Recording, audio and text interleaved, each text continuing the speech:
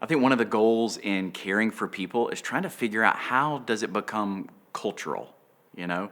And by that, I mean, how do we all do it? In fact, I love to unpack it like this.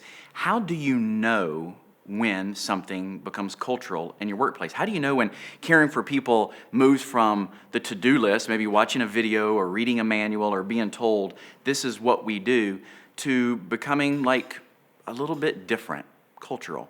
Well, there's kind of two words or two phrases I'd love to think about. And one is, you know it's cultural when it's pervasive. And by that I mean this. Sounds like a big word. It's really not.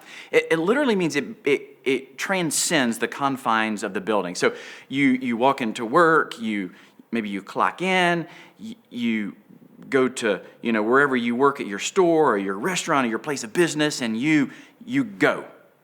But what happens when caring for people is pervasive? It begins to exit the building, and it's a little bit bigger. I remember walking into a store one day, and a young guy graciously opened the door, and I said, "Thank you."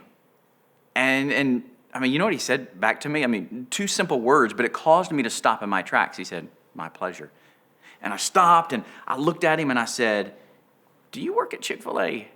He said, "Well, as a matter of fact, I do." That is pervasive. He is taking something that he's learned, and he was not at work. It had gone beyond the confines of the building. So it's cultural when it begins to exit the place of work. And the second idea is this. It's cultural when it becomes like your identity. And by that I mean, let's say you're watching a video and you're being told this is what we do, or this is how we behave, or this is how we think. Or maybe you're reading a manual, or maybe however they deliver training, and you think, well, that's what we're supposed to do. Well, when it's cultural, you begin to adopt that as your own identity. So it's no longer being told what to do. It's you making the decision to behave in such a way because you realize how meaningful it is to people. And so culture is a popular word, right?